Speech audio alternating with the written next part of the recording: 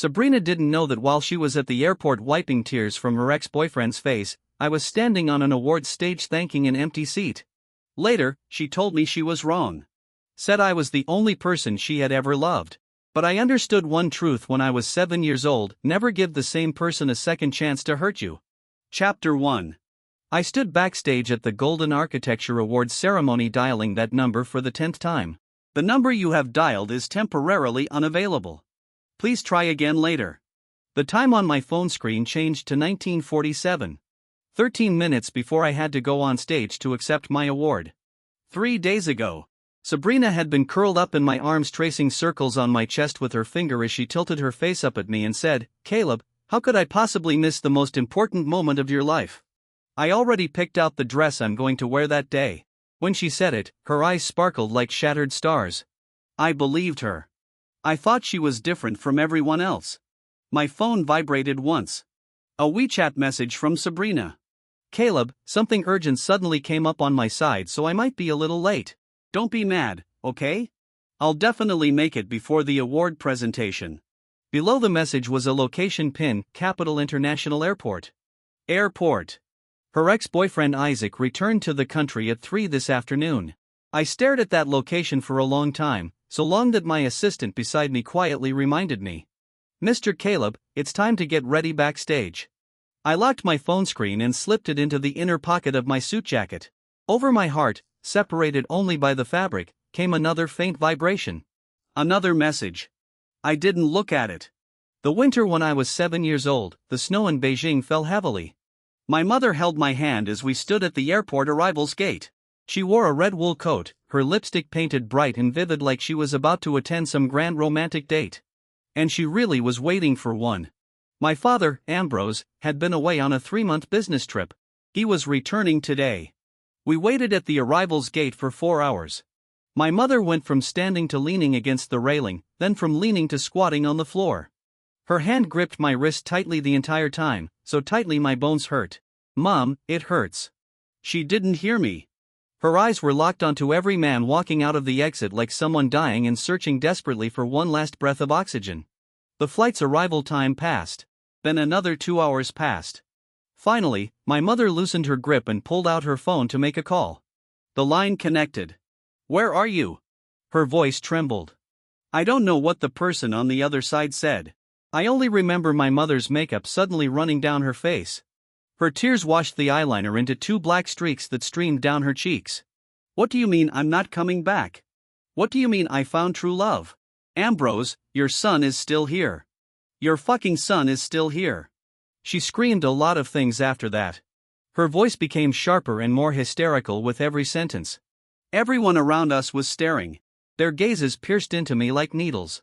My mother hung up the phone and crouched down in front of me. Her heavily made-up face came close to mine, carrying the overpowering scent of cosmetics. She said, "Son, your father abandoned us. He found another woman. He doesn't want us anymore." I didn't know what to say. I was 7 years old that year. But some truths carve themselves into your bones from that very moment onward. Never believe anyone who says "I'll come back." And never give the same person a second chance to hurt you. Later, my mother spent 3 years proving that truth correct. She gave my father a second chance. The spring he came back claiming he had changed his mind. She opened the door for him again, cooked a full table of dishes again, and put on that red coat again. Then 3 months later, my father disappeared once more. This time, he took every last cent of our savings with him. My mother didn't cry. She simply walked quietly into the bathroom, quietly locked the door, and quietly slit her wrists. I was 10 years old that year. When I came home from school and pushed the door open, the bathtub water was overflowing onto the floor. It was pale red. That scene became a nightmare that haunted me for the rest of my life.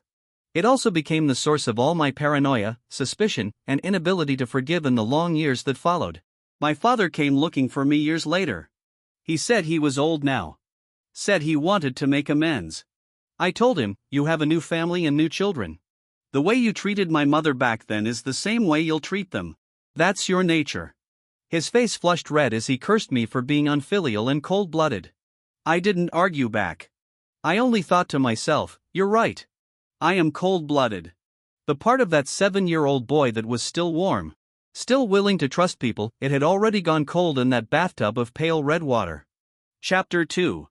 I met Sabrina 3 years ago at a design exhibition. She was wearing a white dress standing in front of my work for a very long time. So long that I eventually walked over and asked her what she was looking at. She turned around with tears in her eyes and said, "This house design feels so lonely." I froze for a moment. That piece was called Shell. It was my university graduation project, a house without windows, with only one door and 3 locks on the inside of it. No one had ever described it as lonely. The judges said it was oppressive. My professor said it was too dark. My classmates said they couldn't understand it. Only Sabrina said it was lonely. In that instant, it felt like someone had gently brushed away the dust that had been gathering for 21 years in some forgotten corner of my heart. After we got together, Sabrina would always ask me, "Why do you love me?" I would say, "Because you're light." She would laugh and throw herself into my arms, saying I was the best sweet talker she had ever met. But she didn't know I was telling the truth. She was light. During the days I spent with her, for the first time in my life, I felt that maybe this world wasn't made only of darkness and betrayal. Maybe being loved and trusted was possible. She would cook noodles for me at 2 in the morning just because I casually said, "I'm a little hungry." She remembered every schedule and important date I had, sending me encouraging messages at every milestone. When I came home late after working overtime, she would pretend to be asleep, then secretly stretch her hand out from under the blanket to hold mine. She even showed me the chat history on her phone and said, "See, I'm completely professional when talking to male clients." She deleted every flirty message she received from other men and said, "I don't want you feeling unhappy about anything." She did so many things. Little by little, she pulled me out of that snowy night when I was 7 years old. I started believing that maybe people really were different from one another. Maybe when some people say I'll come back, they truly will. Maybe when some people say I love you, they can actually love you for a lifetime. 3 days ago, lying in my arms, she said, "Caleb, how could I possibly miss the most important moment of your life?" And I believed her. She asked me whether I mentioned her in my acceptance speech. I said, I did. Excited, she kicked the blanket around and said, "What did you say? Come on, give me a rehearsal first." I pulled her closer, resting my chin on top of her head. Secret. Actually, my acceptance speech was very simple. Thank you to my girlfriend Sabrina. She made me believe that there is someone in this world worth opening those 3 locks for. I never told her. I wanted her to hear it from the audience. I wanted to see the surprise on her face. See her tear up, see her proudly tell the person sitting next to her, "That man on stage is my boyfriend." I wanted to dedicate that moment to her. Thinking about it now, what a cruel irony.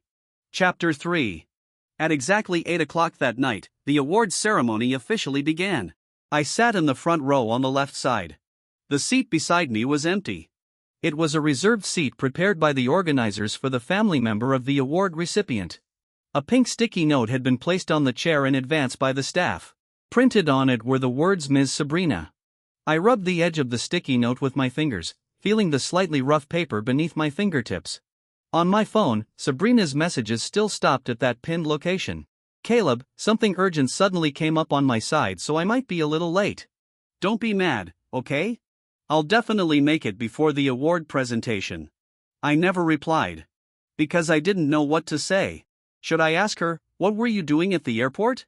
Should I ask, "Was your ex-boyfriend more important than my award ceremony?" Or should I ask, "Why did you lie to me? Was your so-called emergency just picking Isaac up from the airport?" Those questions rolled through my throat countless times before I swallowed every single one of them back down. Suddenly, I felt exhausted. Not physically tired. It was a weariness rising slowly from the deepest part of my soul. For 21 years, I thought I had escaped that snowy night. Escaped that pale red bathroom. But when my fingers dialed another unanswered call for the 3rd time, when my eyes drifted toward that empty seat for the 15th time, the winter from when I was 7 years old buried me all over again. The host's voice echoed through the speakers. "Next, let us welcome the winner of this year's Golden Architecture Award for Best Architectural Design, Caleb." The spotlight landed on me. Applause erupted. I stood up, buttoned my suit jacket, and walked toward the stage. The heat from the lights burned against my skin as the stairs rose one step at a time beneath my feet. The moment I stepped onto the awards stage, I instinctively looked into the audience. The seat with my girlfriend's name on it was still empty. The lights were too bright for me to see the other faces in the crowd clearly. But that empty chair looked as though it had been deliberately singled out by the spotlight itself, stabbing sharply into my vision. I stood in front of the microphone and accepted the trophy from the presenter. The metal felt cold in my hands, heavy enough to drag at my palm. The audience quieted down. Everyone waited for me to speak. I opened my mouth. The speech I had prepared for 2 weeks, all the words about Sabrina, got stuck in my throat. It felt as though someone had stuffed cotton into my chest, every breath carrying a dull ache. I stayed silent for a long time. So long that the confusion in the audience began to spread. So long that the host was already preparing to smooth things over. Finally, I spoke. Thank you to the committee for this recognition. Thank you to my team. And thank you to everything that once made me believe. I never mentioned Sabrina's name. All those words about light. About the 3 locks. About someone worth opening them for. I swallowed every one of them back down. She wasn't worth it anymore. She made all of it meaningless. After the ceremony ended, I went down to the underground parking garage to get my car. My phone vibrated again. A message from Sabrina. Caleb, I'm here. Where are you? Traffic was terrible just now and I couldn't get through to your phone. Below that were 7 or 8 screenshots of outgoing call logs. It wasn't that the calls didn't connect. I just hadn't answered. She probably didn't know that over the past 2 hours, I had set my phone to silent mode and watched her calls light up my screen one after another, then disappear one after another. It wasn't that I didn't want to answer. I just didn't want to hear another explanation. I had already heard enough explanations when I was 7 years old. I was only away on business a little longer than expected. That woman meant nothing. It was just for fun. The only people I love are you and our son. Every sentence sounded sincere. Every lie sounded flawless. And then what happened? Then my mother died in a bathtub. Chapter 4. I started the car and drove out of the underground parking garage. The early autumn night in Beijing already carried a trace of chill. I rolled down the window and let the cold wind pour into the car. My phone vibrated again. Sabrina, Caleb, please don't ignore me. I really know I was wrong. Just tell me where you are and I'll come find you. One hand on the steering wheel, I sent her a reply. Go home. I'm fine. We'll talk tomorrow. After sending it, I muted her chat notifications. I didn't go home. I drove aimlessly around the ring roads, circling from the second ring to the third, from the third to the fourth. An old song played on the radio, lazy and slow. I couldn't hear the lyrics clearly. When I passed Sanlitun, I saw a girl standing by the roadside talking on the phone. She wore a white dress and had her hair tied in a high ponytail. She looked like she was waiting for someone, standing on tiptoe as she searched the opposite side of the road. I pulled the car over and lit my first cigarette of the night. Smoke slowly filled the interior, blurring the silhouette of the girl outside the windshield. Suddenly, I remembered something Sabrina asked me last month. Do you have any boundaries nobody's allowed to cross? Yes, I answered. Betrayal and lies. At the time, she laughed playfully and said, Don't worry. I would never betray you in this lifetime. What about lying? She thought about it for a moment and asked, Do white lies count? I said, no. But I need you to understand something. In my dictionary there's no such thing as a white lie. A lie is a lie. She stuck out her tongue at me and said, You're so strict. I never told her what that sentence really meant. Because I didn't want her to know how my mother died. I didn't want her to know about the tears I saw at the airport when I was 7. Or the pale red water I saw in the bathroom when I was 10. I didn't want to use the shadows of my childhood to chain down her freedom. I wanted her to live freely and happily. But there was one condition: she had to understand where my boundaries were. And now she understood. By crushing them beneath her feet. That night, I never went home. I sat in the car until 3 in the morning, then drove to the company office. There was a folding camp bed in my office left over from the days when I used to work through the night. Lying there, staring at the ceiling in the darkness, I suddenly felt ridiculous. All my life, I thought I was just that little boy terrified of being abandoned. I believed that if I became good enough, successful enough, I would never have to relive the winter from when I was 7 years old. But Sabrina taught me one thing. Being excellent is useless. Even loving someone is useless. The people who are meant to leave will still leave. Chapter 5. My phone lit up again. Another message from Sabrina. I unlocked it and glanced at the screen. 3:28 a.m. Sabrina, Caleb, are you asleep? I can't sleep. Sabrina, I know you're angry. I should have told you beforehand. But Isaac suddenly contacted me and said he had something really important to talk about. I didn't want you overthinking things, so I went first and planned to make it back before the award ceremony. Sabrina, I really thought there was enough time. Sabrina, please don't ignore me, okay? I'm scared. I stared at those 4 messages. The typing box lit up then dimmed. Dimmed then lit up again. In the end, I replied with only one sentence, let's meet tomorrow. Sabrina replied instantly, okay.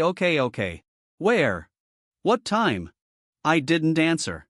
After turning off my phone, I closed my eyes in the darkness. Sabrina had never voluntarily told me much about Isaac. I had only pieced together fragments here and there from conversations she had with her friends. He was her first love. 3 years ago, he went abroad. And when he left, the breakup between them had been ugly. Now Isaac was back in the country. And he contacted her. She said, I thought there was enough time. Enough time for what?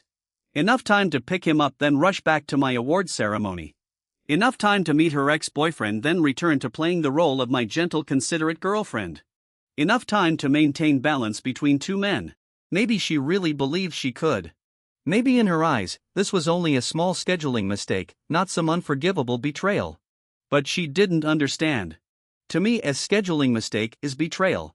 And betrayal means the end. There is no second chance. Not because I don't love her enough. But precisely because I love her too much.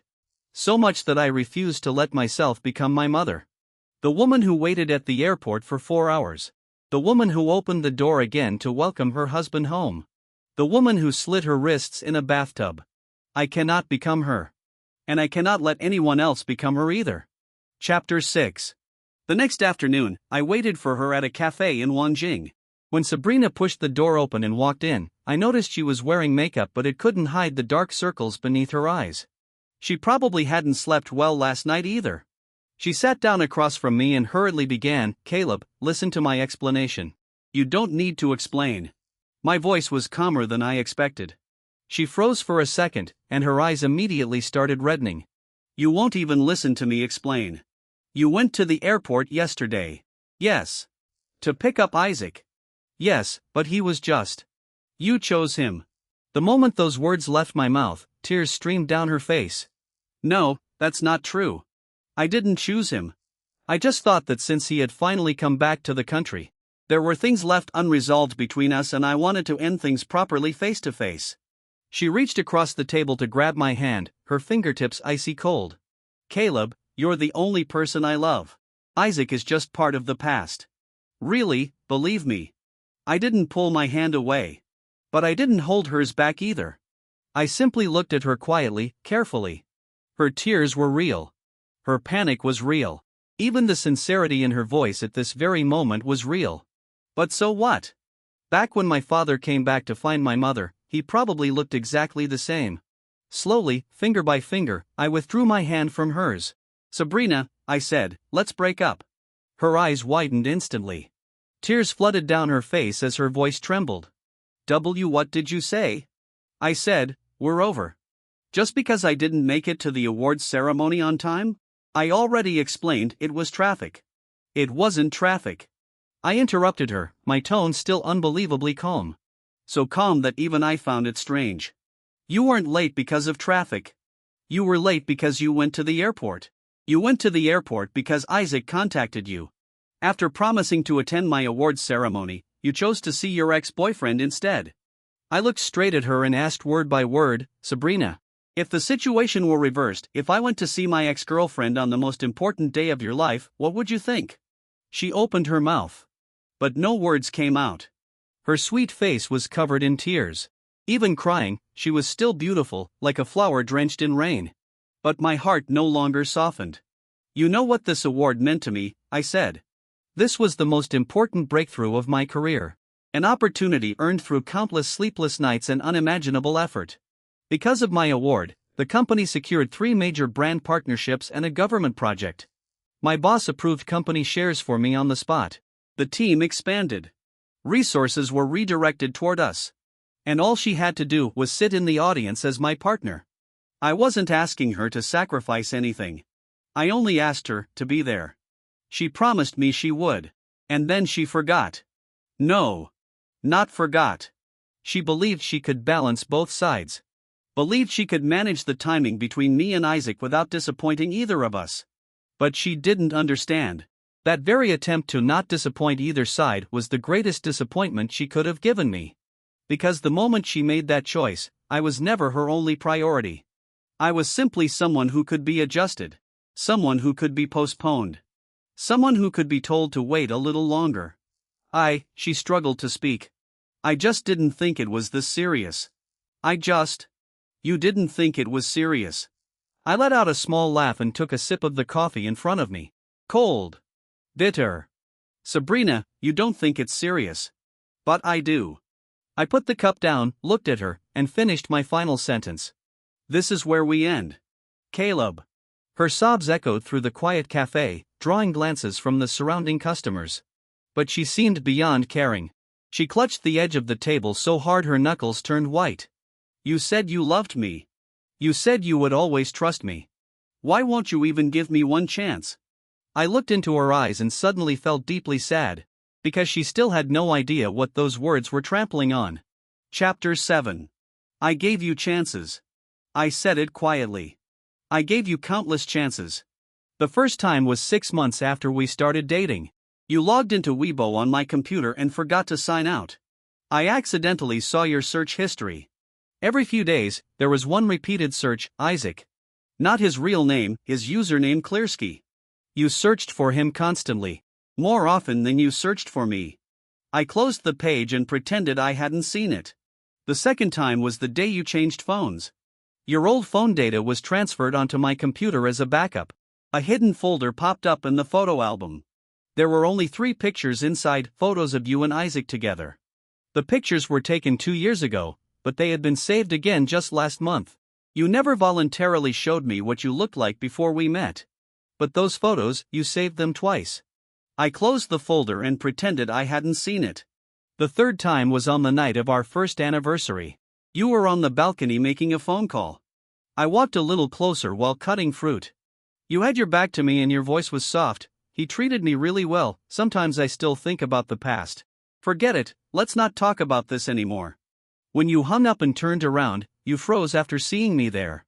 Then you smiled and said you were talking to your best friend. I said, okay. I pretended I hadn't heard anything. On the morning of the awards ceremony, I saw your chat with Isaac pop up. He said, "You'll come, right? I want to see you." You didn't refuse. You replied with one word, By the time I finished speaking, all the color had drained from Sabrina's face. Why, you knew all along? I knew. Then why didn't you say anything sooner? Why? Because I was gambling. I cut her off, still calm. I was gambling on whether you would make the choice yourself. I was gambling that at the very last moment, you would remember our promise. Remember what you promised me. She cried so hard she could barely breathe. I did remember, I really did. I kept checking the time the whole time. But you still went to the airport. I stood up and looked down at her. Sabrina, the moment you opened the navigation route to the airport, you had already made your choice. Everything that happened afterward was just the price of that choice. She cried too hard to speak. Her whole face was buried in her hands, shoulders shaking violently. I reached into my briefcase and placed something on the table. The key to her apartment. I already had the movers return your things. I took mine away. I'm giving your key back. The moment I turned to leave, Sabrina rushed up from behind and wrapped her arms tightly around my waist. Don't go, please. Caleb, don't leave me. I'll change, I swear I'll change. I'll never see Isaac again. I'll block him. I'll never. I peeled her hands away from me. One finger at a time. Just like 10 minutes ago, when I slowly withdrew my own hand from hers. Sabrina. I never turned around. When I was 7 years old, I waited 4 hours for my father at an airport. Her crying suddenly faltered. When I was 10, my mother died in a bathtub.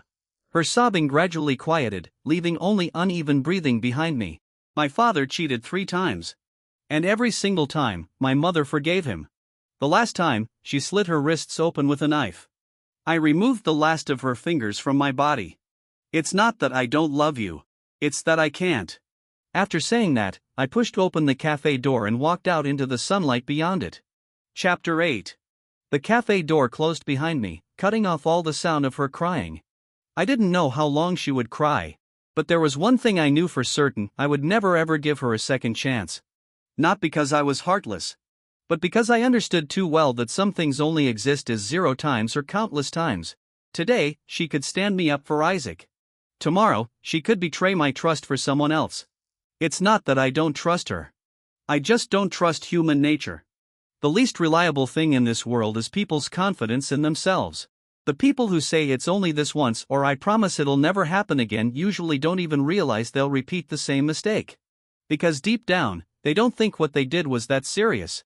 Sabrina didn't think it was serious. So she would never truly change.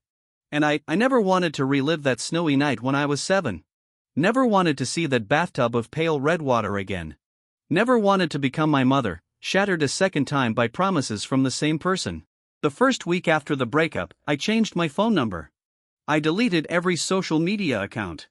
New WeChat account. Only company coworkers added. No moments posts at all.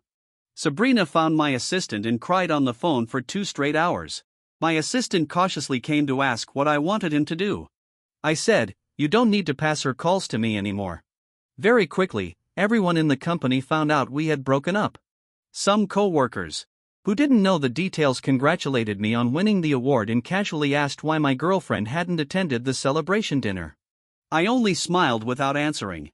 The people who knew the truth silently stopped bringing her up. During that period, I buried myself in work like a madman. After winning the award, projects had already been scheduled through the middle of next year. Every day, I arrived at the office first and left last. Meetings until my throat went hoarse. Design drafts until my hands trembled. Even my assistant couldn't stand watching anymore. "Mr. Caleb, maybe you should take a vacation." No need. Because the moment I stopped, I would think of her. Think of her smile. Think of the way she curled up in my arms, tracing circles against my chest. Think of the noodles she cooked for me at 2 in the morning. And then I would start wondering, was any of it real? Those bowls of noodles in the middle of the night. Those encouraging messages. Those deleted flirty texts from other men. Those promises she swore over and over again. The moment she opened the navigation route to the airport, what did any of those things become? I had no answer. And I no longer intended to search for one. During the second week after the breakup, Sabrina found my apartment. Yes. I had moved. I moved the very next day after the awards ceremony. While Sabrina was still crying on the phone trying to reach me, I had already packed my luggage overnight and contacted a real estate agent. She didn't know my new address. But she managed to find out the address of my new company office. Chapter 9. That night, I worked overtime until 10:30. When I walked out of the office building, I saw her standing beneath a streetlight. Beijing in October was already freezing at night. She wore only a thin trench coat, her lips purple from the cold. The moment she saw me, her eyes lit up instantly. That expression made a dull ache spread through my chest. Not because I felt sorry for her, but because I felt sorry for the version of myself that still wanted to believe in a look like that. "Caleb." She jogged toward me, carrying a thermal container in her hands. When she opened it, I saw dumplings she had wrapped herself. They weren't very pretty. You could tell she had spent a lot of effort making them. "Do you remember when we first got together?" she asked softly. You told me you'd never really celebrated the winter solstice properly before because by then your mom was already gone. This year, As she spoke, she began crying again. Tears fell one by one into the container. "This year, let me spend the winter solstice with you, okay?" I looked at the dumplings. Looked at her reddened eyes. Looked at her trembling hands frozen by the cold. And then I said something that sounded heartless even to myself. "Sabrina, the winter solstice is still 2 months away." Her movements froze. Tears hung on her eyelashes. "You want to use 1 box of dumplings to ask me to wait 60 days for you. But that day, you weren't even willing to wait 4 hours for me." After saying that, I walked around her and headed toward the underground parking garage. "Caleb." She chased after me, her voice torn apart by the night wind. "What do I have to do for you to forgive me? Tell me, I'll do it." I never turned around. The moment I stepped into the parking garage, I heard a muffled sound behind me. I glanced back. She was kneeling on the ground. The concrete at the entrance of the garage was hard and freezing cold. Her knees pressed against it while the hem of her trench coat spread around her like the broken wings of a bird. "I'm begging you, please, just give me one chance." Her voice was so hoarse it barely sounded like her anymore. The girl I once held so carefully in my hands, terrified of hurting her. The girl I once treasured so much I feared she would melt away, was now kneeling in the freezing wind of late October begging me to forgive her. I stopped walking, silent for a very long time. Then I walked back toward her. She lifted her head, and hope flickered back into her eyes. I took off my suit jacket and draped it over her shoulders. "Go home." Straightening up, I turned and walked toward the garage again. "It's cold outside." Behind me, her sobbing disappeared into the night wind. I never looked back. That suit jacket was the last thing I owned that still had anything to do with her. Inside its inner pocket, there had once been a ring. I had planned to take it out during the celebration dinner after the award ceremony. Now that ring was lying somewhere deep inside a trash bin near Workers' Stadium, together with the roses from that day long since carried away by a garbage truck. Chapter 10. Later, the whole incident was posted online by one of Sabrina's friends. The post didn't mention names. It only said, "My friend got dumped just because she stood her boyfriend up one time. She even knelt down begging him, and he still wouldn't forgive her." Isn't that way too heartless? The post got thousands of comments. When my assistant showed it to me, his expression was extremely cautious, like he was holding a ticking bomb. I scrolled through a few replies. The top comment said, "This guy is way too cold-hearted. He wouldn't even give her one chance." Hundreds of replies followed underneath. "Exactly. Total jerk. She's better off without him." I calmly locked my phone and handed it back to my assistant. "Book me a flight abroad. Next week. The sooner the better." My assistant froze for a moment. Business trip? Vacation. That evening after work, I ran into a woman from the neighboring department in the elevator. She had just come back from the gym downstairs, her hair still damp. Seeing me, she smiled. "Mr. Caleb, there's a girl waiting for you downstairs. She's been standing there for a really long time. Looks like she's been crying." "Thank you," I said. "I'll take the back exit." As I walked out through the rear door, I suddenly thought of my mother. Back when my father left for the third time, had she waited for him like this too? Had she stood downstairs the same way, standing there until the sky turned dark, until the streetlights came on? She must have had countless chances to leave. After the first betrayal. After the second. But she chose to forgive him a third time. And then the fourth chance never came. She killed herself first. The day before I left the country, I received a package. No sender information. Inside was a journal. It was thick, filled with entries dating back 3 years. Every page had photos of us pasted inside, along with handwritten notes from her. Our first movie together. Our first kiss. Our first fight. The first time we made up afterward. The way my eyebrows furrowed when I got angry. The way my eyelashes drooped when I fell asleep. The grain of rice stuck at the corner of my mouth after eating her cooking. She recorded all of it. Every single thing. The final page had been written 3 days before the award ceremony. The day after tomorrow is Caleb's big day. He's been so busy lately that he comes home and falls asleep immediately every night. Today I secretly measured his ring size. After the award ceremony ends, I'm going to surprise him too. Tucked beneath the page was a sticky note. On it was a single sentence, "Caleb, will you marry me?" At the back of the journal was a letter. I recognized her handwriting immediately. But I never opened it. I placed the journal and the letter together into a drawer and locked it. While packing my luggage, I sent my assistant a message. "While I'm abroad, if Sabrina asks about me, tell her you don't know anything." My assistant replied with understood. Then he added, "Mr. Caleb, are you really not going to give her another chance?" I stared at the screen for a long time. Typed something. Deleted it. Typed again. Deleted again. In the end, I sent only one sentence. "When something breaks, you can glue it back together, but the cracks will always remain. I don't want to spend the rest of my life staring at those cracks."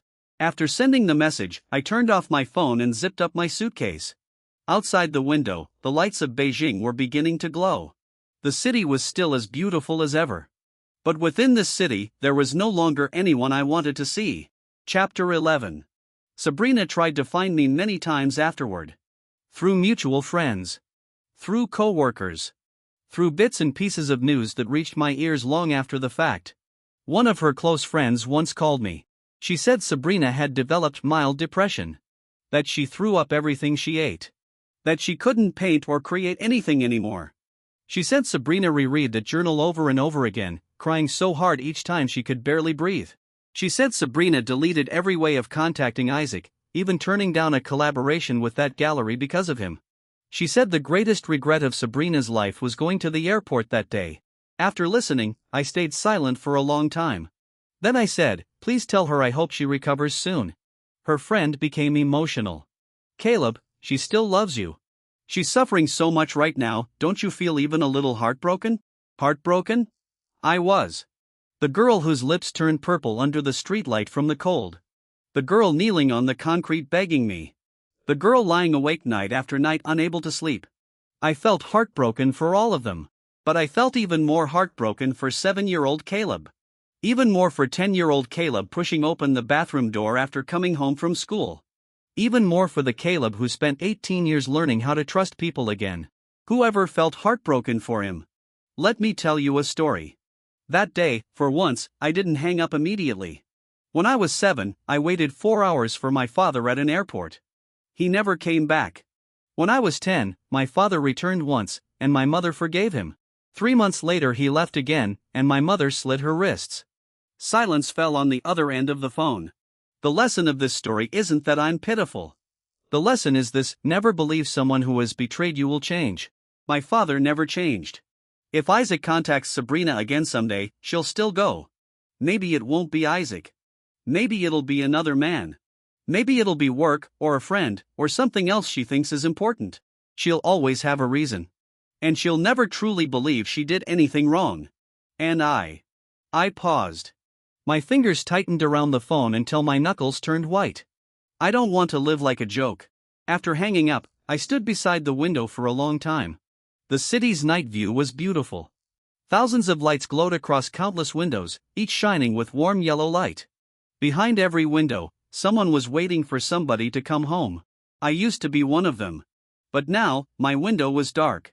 And no one would ever wait for me to come home again. As I closed the curtains, a sentence suddenly came to mind. True departures never come with goodbyes. All dramatic farewells are just tests. A real departure happens on an ordinary sunny afternoon. Someone puts on their usual coat, walks out the door, and never comes back. That was how my father left. And that was how I left too. In the end, we still became the same kind of person. The only difference was he betrayed a promise. And I betrayed love. Chapter 12. Several years later, I gave a presentation at an architecture forum. The topic was architecture and psychological healing. Halfway through the talk, someone in the audience raised a hand and asked, "Mr. Caleb, you said architecture can heal the human heart. Then what do you think architecture cannot heal?" Standing on stage, I thought seriously for a moment. Then I answered, "Regret." The moment that word left my mouth, I suddenly thought of Sabrina. I remembered the first time we met. The way she stood in front of my work, then turned around and smiled at me. There had been tears in her eyes, but she still smiled and said, "This house feels so lonely." At that moment, I thought she understood me. Only later did I realize that she merely saw the loneliness. She never truly understood where that loneliness came from. She didn't know that the reason the house had no windows was because the person living inside it was afraid of seeing the outside world. She didn't know the reason the house had 3 locks was because the person living there had once opened the door, let in a promise full of passionate vows, and then watched that promise explode into shattered pieces inside the house. She didn't know those 3 locks were never meant to keep other people out. They existed to lock the person inside. To stop him from ever stepping outside again. Once, I opened those 3 locks for her. And then, with one broken promise, she made me seal them shut again. This time, I threw away the key. Epilogue. After the forum ended, the organizers asked me to leave a message in the guest book. I picked up the pen, hesitated for a very long time. Then I wrote one sentence. Never give the same person a second chance to hurt you. I didn't invent that sentence. It was something my mother said to me when I was 7 years old. Back then, at the airport arrivals gate, after waiting 4 hours while holding my hand, she crouched down and said her final words to me. Son, never give the same person a second chance to hurt you. At the time, I didn't understand. Now I do. But I also know Sabrina never will. Even now, she probably still believes I left her because of that awards ceremony. Because she was late that one time. She doesn't understand that what she shattered was never just a date or an appointment. What she shattered was the trust a man spent 18 years learning how to rebuild. The lights at the awards ceremony were too bright. The shadow cast by that empty seat, she will never understand how long it was. I put down the pen, closed the guest book, and turned to leave the venue. Outside, the sunlight was warm against my skin. I suddenly thought of the psychological rehabilitation center I had once designed. I remembered the sentence I wrote in the project description: this building has no dark rooms. Every space leads towards sunlight. I succeeded. At least on the blueprint.